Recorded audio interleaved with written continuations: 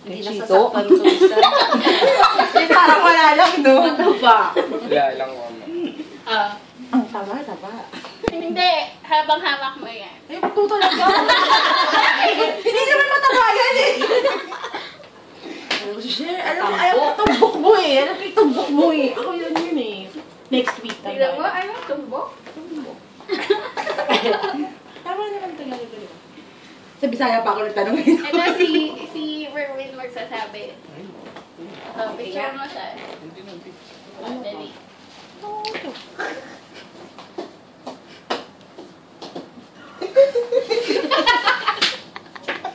Eh, maluwag. Maluwag Walang kayo. N yan. Maluwag. Oh, normal. Ba't ka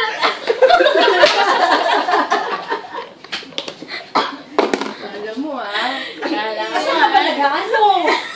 Maluwag? Hindi. Kaya maluwag. Siya masikip. Christina! Yung masakit. Uy! Ano yan? Ano yan? Straight lang bro. Ano kaganyan? Ay, may pagkapit ka, no? Pagkapit ka, mama. Ay, pa-straight lang. ito. Sa'yo.